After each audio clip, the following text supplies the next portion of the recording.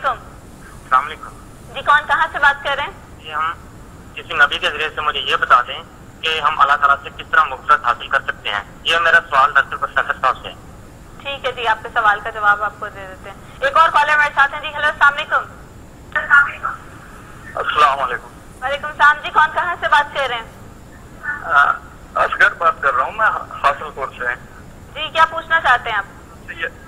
یہ پوچھنا تھا کہ میرا ایک عدالت میں کیس چل رہا ہے جس کی وجہ سے نہ تو میں گھر سے باہر جا سکتا ہوں، نماز وغیرہ میں مسجد میں نہیں پڑھ سک رہا، یعنی کہ گھر میں پڑھ رہا ہوں. اس کے لیے میں نے تسبیح پتہ کرنی ہے. ایک تو میری یہ مشکل آسان ہو جائے، اور ایک جو مسجد میں جانے کا وہ ہے مخالفین کا ڈر جن کی وجہ سے نہیں جا سک رہا ہوں، ان کے لیے کوئی تسبیح پتہ کرنی ہے. ٹھیک ہے آپ کو بتا دیتے ہیں ابھی. پروفیسر صاحب یہ بڑا عجیب سا پرابلم آیا آج ہمارے سامنے دیکھنے کے لیے کہ عدالت میں کیس چل رہا ہے تو آپ گھر سے باہر نہیں جا سکتے، نماز نہیں پڑھ سکتے، مسجد میں جا میں اپنی بات مکمل کر کے میں مختصر جملوں میں وہ کرنا چاہتا ہوں. پہلی بات یہ ہے کہ وہ میں آپ سے کہہ رہا تھا کہ جو دوسرے لوگوں نے اس کا انتظام کیا، افطاری کا اور سارا انتظام دوسروں نے.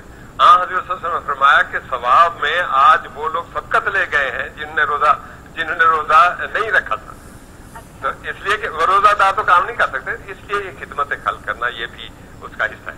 اب دوسرا ایک ایشو جو ہے انہوں نے جو پوچھا ہے کہ اگر نہیں جا سکتے وہ مجبوری ہے. مجبوری کی کتنا کیفیت ہے، کیا ہے، باقی کتنا ہے، وہ وہی بندہ جان سکتا ہے، اس کا فیصلہ کر سکتا ہے. لیکن اللہ تعالیٰ جو ہے ایسی مجبوریوں کو جو ہے وہ معاف کرنے والا ہے. اور آپ کے اندر اگر واقعی طلب ہے، چاہتے ہیں، لیکن کسی مجبوری نے روک رکھا ہے، تو مجبوری میں کوئی بھی آدمی اگر کوئی چیز کرتا ہے تو اللہ تعالیٰ جو ہے وہ کر دیتا ہے. ایک اور چھوٹا سا سوال تھا. ویسے یہ سوال میں علامہ صاحب سے پوچھنا چاہوں گی کہ علامہ صاحب اگر اس طرح کی کوئی مجبوری ہو کہ آپ باہر نہ جا سکتے ہوں یا مطلب مسجد میں جا کے نماز نہ پڑھ سکتے ہوں کچھ خاص عرصے کے لیے یا لمبے عرصے کے لیے بھی، تو اس کیس میں آپ کیا بتاتے ہیں کس طرح کی تسبیح کرنی چاہیے؟ بسم اللہ الرحمن الرحیم. اللہم صلی علی محمد و آل محمد.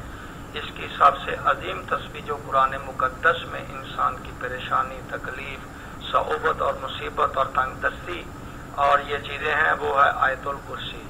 اگر ہر نماز پنجگانہ جو ہر مسلمان پر واجب ہے اور اس کے بعد تسبیح کے بعد 34 مرتبہ اللہ اکبر، 33 مرتبہ الحمدللہ اور 33 مرتبہ سبحان اللہ کہنے کے بعد درود شریف پڑھنے کے بعد اور درود شریفی کامل پڑھنے کے بعد وہ یہ آیت الکرسی بسم اللہ الرحمن الرحیم اور پوری 5 آیات اول آخر درود شریف پڑھ کے آپ لازمی ہے. صحیح ٹھیک ہے جی. یہ پڑھ کر وہ یہ عمل کرے اور 6 اسم ہے اللہ تعالیٰ کے، ان کا وہ ورد کرے.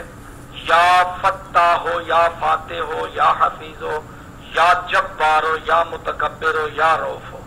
یہ باری تعالیٰ کے اسماء حسنہ ہیں، یہ مقدس اسم ہے، اسم اعظم ہے.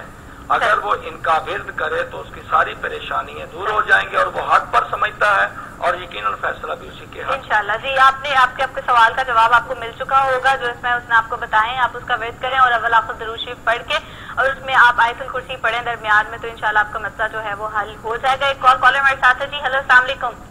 ہیلو السلام علیکم. کون کہاں سے بات کر رہے ہیں؟ اسلام آباد سے.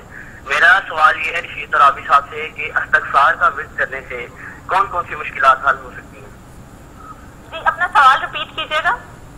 جی میرا سوال رشید ترابی صاحب سے ہے کہ استغفار کا ورد کرنے سے ہماری کون کون سی مشکلات حل ہو سکتی ہیں؟ صحیح ٹھیک ہے، آپ کو اس کا جواب دے دیتے ہیں. جی ناظرین بریک کا وقت ہو گیا، بریک کے بعد واپس آئیں گے تو لائیو کالز کا سلسلہ اور بات چیت کا سلسلہ اسی طرح جاری رہے گا. ہمارے ساتھ رہے گا.